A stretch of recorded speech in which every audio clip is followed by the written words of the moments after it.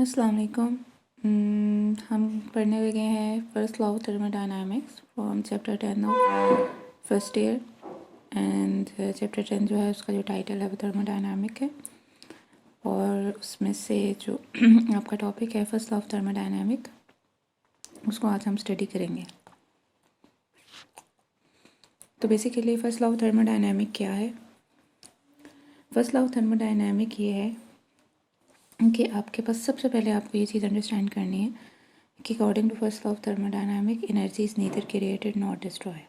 ठीक है, तो बेसिकली ये आपके पास आप ये कह सकते हैं कि law of conservation of energy की दूसरी फॉर्म है, क्योंकि फर्स्ट लॉ ऑफ थर्मोडायनामिक में वो आपको ये बताता है कि किस तरीके से एनर्जी एक फॉर्म से दूसरी फॉर्म में चेंज होती है। मतलब जितनी भी टोटल एनर्जी है वो किन का सम है और वो कैसे एक फॉर्म से दूसरी फॉर्म में चेंज हो जाती है। तो इन अदर वर्ड अगर हम दूसरे एंगल से उसे देखें तो वो हमें यही बता रहा होता है कि एनर्जी ना क्रिएट हो रही है ना डिस्ट्रॉय हो रही है, बल्कि कंजर्व कर रही है।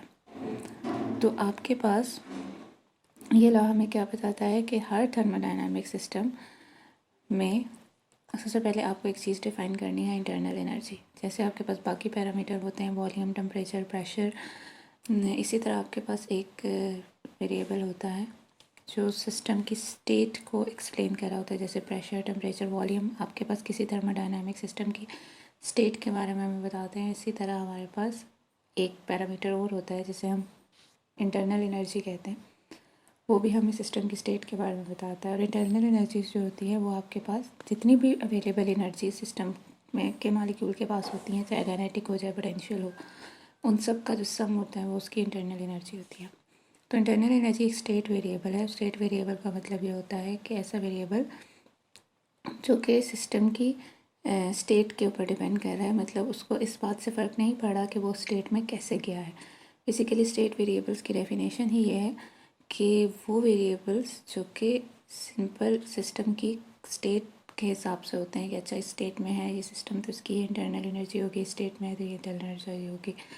उसको इस बात से नहीं फ़र्क पड़ता कि वो एक स्टेट से दूसरी स्टेट में किस प्रोसेस के थ्रू गया है।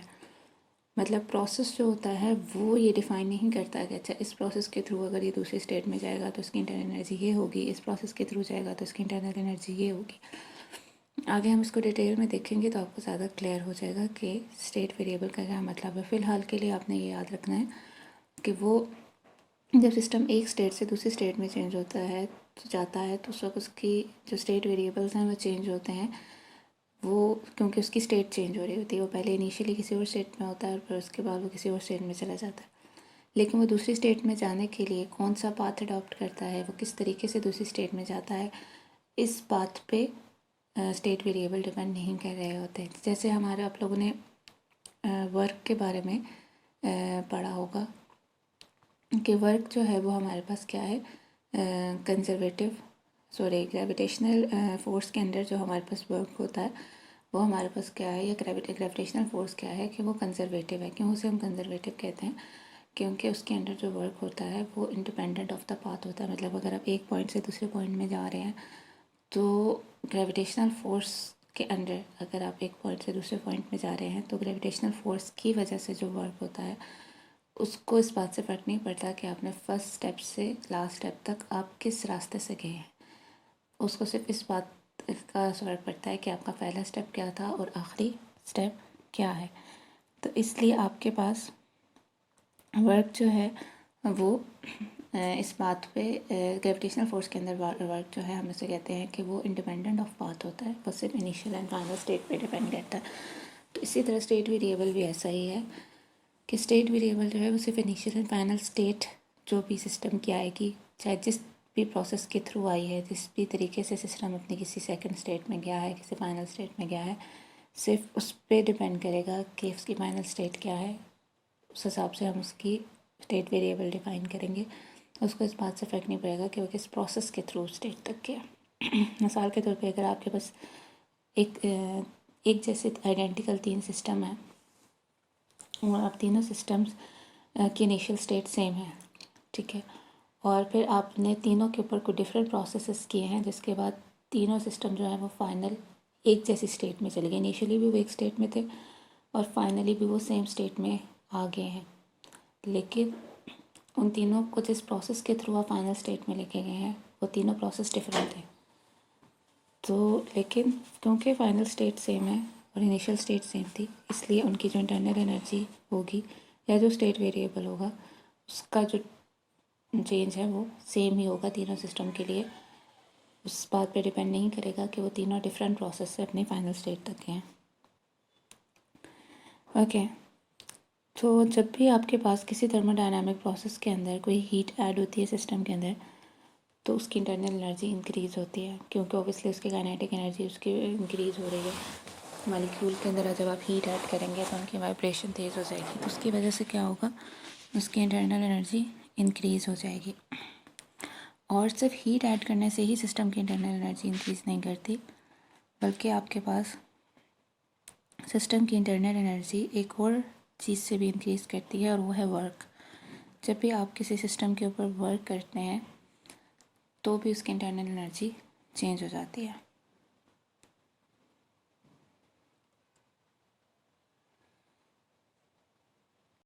अब हम देखेंगे कि सिस्टम की इंटरनल एनर्जी किन तरीक़ों से चेंज होती है। सपोज अगर आपने सिस्टम के अंदर हीट को ऐड किया है और हीट को एब्जॉर्ब करने के बाद अगर आपके पास एक कंटेनर है जिसके अंदर गैस है और मूवेबल पिस्टन है ऊपर, जो हीट ऐड हुई है, हीट के ऐड होने के बाद से गैस ने एक्सपैंड किया। जब गैस ने एक्सपैंड किया तो उसने क्या किया, पिस्टन के ऊपर प्रेशर अप्लाई किया। जब पिस्टन पे प्रेशर अप्लाई किया तो पिस्टन स्लाइटली अपर डायरेक्शन में मूव किया। जो सिस्टम जो है वो एक्सपैंड करने की वजह से पिस्टन जब अपर डायरेक्शन में मूव करेगा तो हम उसे ये कहेंगे कि सिस्टम जो है वो सराउंडिंग पे वर्क कर रहा है। तो बेसिकली जब आपने हीट ऐड की सिस्टम के अंदर तो उससे कुछ हीट से जो है उसकी इंटरनल एनर्जी चेंज हुई और कुछ हीट से जो है वो सिस्टम ने जो है वो एक्सपैंड किया, जिसकी वजह से उसने सराउंडिंग के ऊपर वर्क डन किया। तो आपके पास जो चेंज हीट आपने ऐड की थी डेल्टा क्यू, उसने सिस्टम की इंटरनल एनर्जी को भी चेंज किया और उसने सराउंडिंग के ऊपर वर्क डन भी किया। तो बेसिकली आपके पास टोटल जो है वो हीट जो ऐड हुई उसने दो चीज़ें की। तो अगर आपके पास हीट सिस्टम ऐड हो रही है तो हम उसको पॉजिटिव लेते हैं, और आपके पास जब वो सिस्टम से हीट रिलीज़ हो रही हो, बाहर निकल रही हो, तो हम उसे नेगेटिव लेते हैं।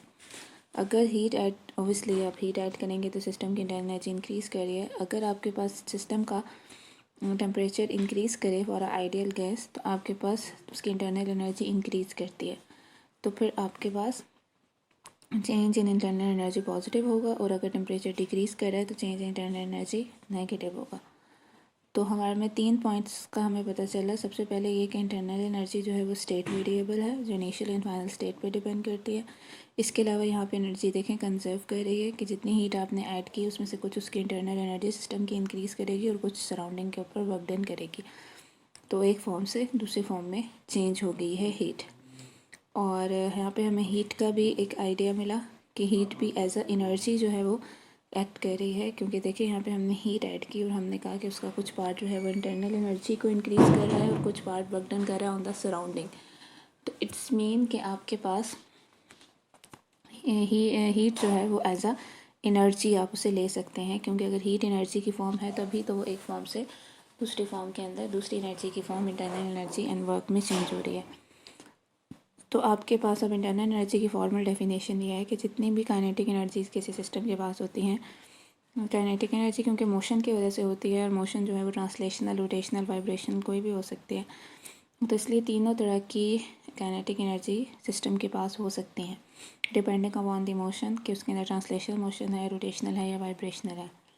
और पोटेंशियल एनर्जी जो होती है वो अट्रैक्शन बिटवीन द मॉलिक्यूल्स या एटम की वजह से होती है। तो तमाम तरह की kinetic energy and potential energy इसका सम जो होता है वो एक सिस्टम की वो उसकी इंटरनल एनर्जी होती है। यहाँ एक पॉइंट टू पॉइंट है, the earth is receiving heat from the sun continuously, in this case the earth will be as hot as a furnace in no time. क्योंकि अगर हमें पता है थर्मल इक्विलिब्रियम का अगर हम कॉन्सेप्ट लें, क्योंकि सन से कॉन्टीन्यूसली हीट हमारे अर्थ तक आ रही है, तो हमारी अर्थ का, क्योंकि सन का टेम्परेचर बहुत ज़्यादा है और हीट भी बहुत हाई है, तो फिर हमारे अर्थ का टेम्परेचर जो है वो भी बहुत हाई हो जाना चाहिए, लेकिन ऐसा नहीं होता। तो किस वजह से अर्थ अपना टेम्परेचर मेंटेन किए हुए है। तो ये आपका पॉइंट टू पॉइंटर है और इसका आपने आंसर मुझे जो है वो देना है। जब आप मेरा लेक्चर कंप्लीट हो जाएगा उसके बाद आप मुझे इसका ब्रीफ आंसर देंगे। तो ये भी law of conservation of energy के अकॉर्डिंग ही है। जो एनर्जी आ रही है ऑब्वियसली वो कुछ अर्थ को मिल रही है और कुछ किसी और फॉर्म में चेंज हो रही है, वही आपने एक्चुअली बताना है। मैंने आपको हिंट दे दिया है कि वो किस फॉर्म में चेंज हो रही है और कैसे चेंज हो रही है और क्या चीज़ एनर्जी को डिसिपेट कर रही है या फिर किसी और फॉर्म में चेंज कर रही है या कहीं और रिवर्ट कर रही है। तो बेसिकली आपके पास ये जो इक्वेशन है 10.1, अगर आप इसको रीअरेंज करें, डेल्टा यू को एक साइड पे करें और डेल्टा डब्ल्यू को दूसरी साइड पे कर दें, तो चेंज इन इंटरनल एनर्जी आपके पास किसके बराबर है, delta Q minus delta W. This mean कि आपके पास change in internal energy of the system बराबर होगी equal to the change in the energy flowing, मतलब जितनी एनर्जी उसके अंदर जा रही है वो minus the energy flowing out. इसका मतलब यही है, इसलिए अगर आप particularly change in internal energy को देखना चाहते हैं तो जितनी भी हीट आपने सिस्टम के अंदर ऐड की और उसमें से जो वर्क डन, ऑब्वियसली जैसे हमने अभी यहाँ पे देखा है कि जो हीट हम ऐड कर रहे हैं उसमें से कुछ वर्क डन में यूज़ हो रही है और कुछ इंटरनल एनर्जी को चेंज कर रहे हैं। तो अगर हम सिर्फ particularly change in internal energy देखना चाहेंगे तो हम ये देखेंगे कि जो एनर्जी हमने ऐड जब हमने एनर्जी ऐड की थी उसमें जो वर्क डन में यूज़ हुई उसको निकाल के बाकी जो रह जाएगी वो उसकी इंटरनल एनर्जी को चेंज कर देगी। इन अदर वर्ड आपके पास change in internal energy of the system हम कैसे मेजर करते हैं कि कितनी एनर्जी सिस्टम के पास रह गई है, मतलब जितनी आपने सिस्टम के अंदर ऐड की थी उसमें कुछ तो work done on the surrounding में यूज़ हो गई, तो जो बाकी रहेगी वो उसकी इंटरनल एनर्जी हो जाएगी। तो एनर्जी जो एब्जॉर्ब करता है सिस्टम वो उसकी translational, vibrational and rotational kinetic energy change करती है और ये उसकी पोटेंशियल एनर्जी को भी इफ़ेक्ट करती है, क्योंकि डिस्टेंस बिटवीन द मॉलिक्यूल्स भी इफ़ेक्ट होता है, क्योंकि पोटेंशियल एनर्जी जो होती है वो कूलम फोर्स की वजह से होती है। नॉर्मली मॉलिक्यूल्स के अंदर जो हमारे पास अट्रैक्शन होती है, क्योंकि मॉलिक्यूल्स के अंदर इलेक्ट्रॉन्स होते हैं, प्रोटॉन और न्यूक्लियस के ऊपर पॉजिटिव चार्ज होता है, ये आपस में एक दूसरे को अट्रैक्ट कर रहे होते हैं, एक दूसरे के ऊपर फोर्स लगा रहे होते हैं। तो उनकी वजह से क्योंकि डिस्टेंस इफेक्ट होता है, इंटरमॉलिक्यूलर फोर्सेस इफेक्ट होती हैं, तो जिसकी वजह से पोटेंशियल एनर्जी भी इफेक्ट होती है। तो आपके पास जो चेंज इन इंटरनल एनर्जी है एक सिस्टम का, वो जैसे मैंने आपको पहले बताया था कि वो initial and final state of the system पे डिपेंड कर रही है, not on the path taken between these two states. मतलब पहली से दूसरी स्टेट में जाते हुए उसने कौन सा रास्ता अडॉप्ट किया या किस प्रोसीजर के थ्रू वो गई है, इस पर डिपेंड नहीं करता।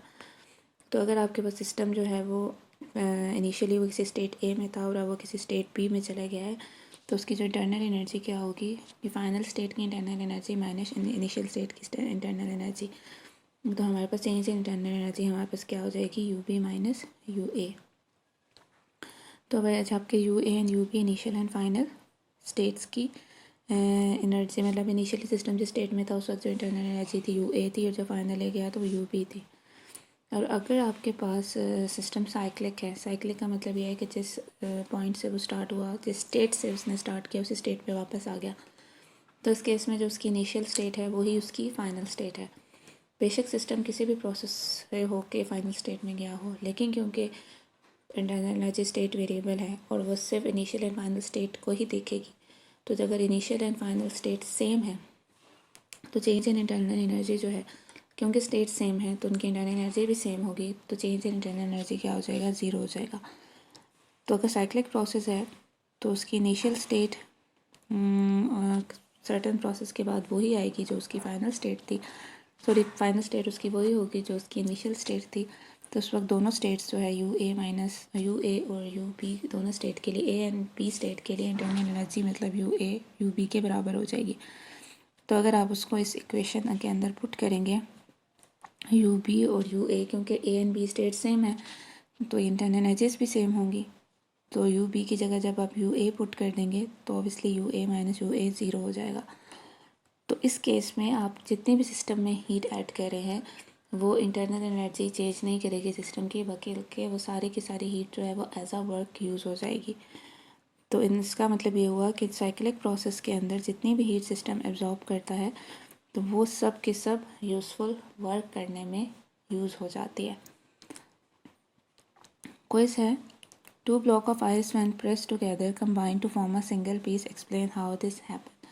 तो आपने ये बताना है कि अगर आपके पास दो ब्लॉक ऑफ आइस हैं और अगर आप उन्हें प्रेस करते हैं नॉर्मली, जब वो बिल्कुल सही वाले ठंडे होते हैं, जब उनके दरमियान में वो वेट सी लेयर आ जाती है, तो जब वो या मेल्ट होने लगते हैं तब नहीं, जब वो बिल्कुल थोड़ी ड्राई फॉर्म में होते हैं तो आपको पता है बर्फ़ का एक पीस दूसरे पीस के साथ जुड़ जाता है। जबकि अगर उनके मेल्ट होना शुरू हो जाए या पानी बीच में आ जाए तो फिर वो नहीं जुड़ते हैं। तो आपने इसका रीज़न भी बताना है कि आपके पास जब 2 ब्लॉक ऑफ आइस को आप प्रेस करते हैं तो वो आपके पास सिंगल पीस में कैसे कंबाइन हो जाते हैं।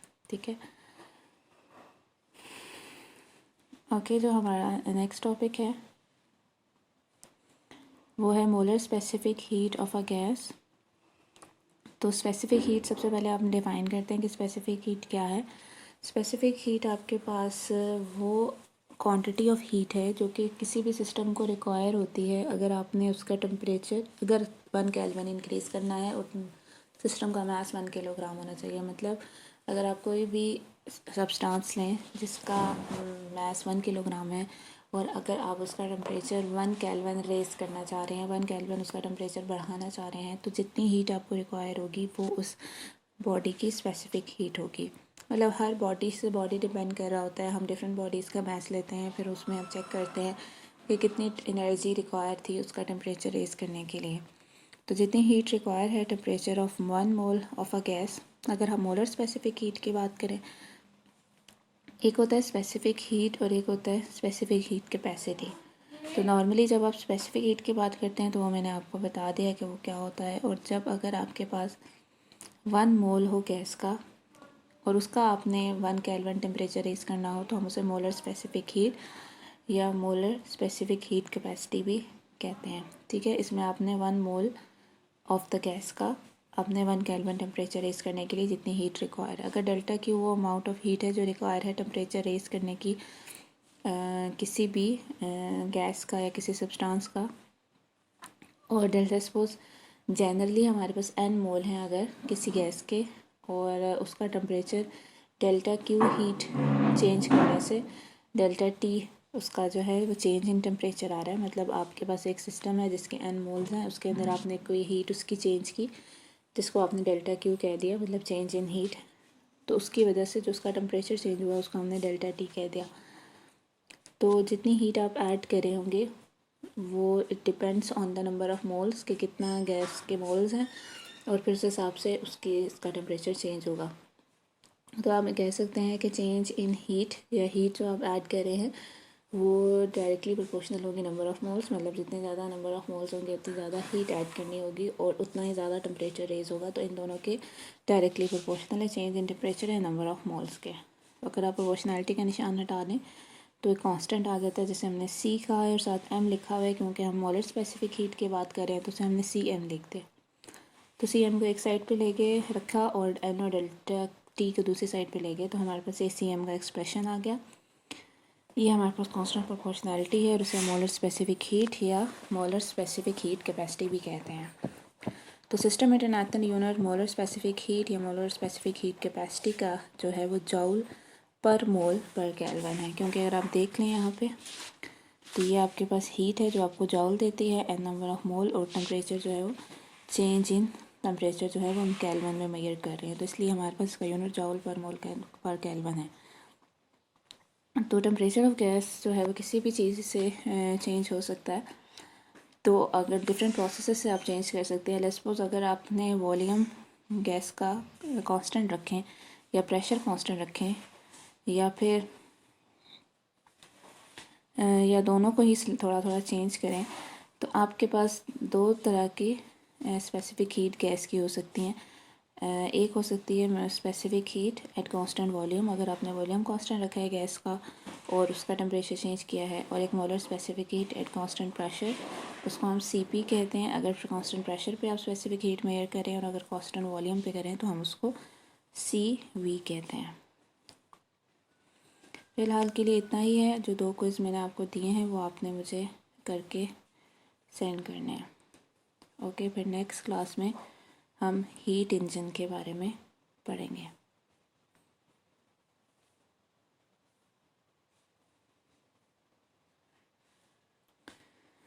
दो क्विज़ के अलावा जो एक पॉइंट टू पॉइंटर है, एक क्विज़ है जिनके आपने आंसर बताने हैं, और इसके अलावा आपने मुझे इस लेक्चर में से ये आंसर क्वेश्चन का बताना है कि जो हमने लेक्चर पढ़ा उस लेक्चर में से आपके हमने कितने स्टेट वेरिएबल्स को डिस्कस किया है। पहली बात, कौन कौन से स्टेट वेरिएबल्स और कितने स्टेट वेरिएबल्स हमने डिस्कस किए हैं इस लेक्चर के अंदर, ये आपने बताना है। और आपने ये बताना है कि हीट कैपेसिटी और मोलर हीट कैपेसिटी क्या दोनों सेम है या डिफरेंट है। ओके।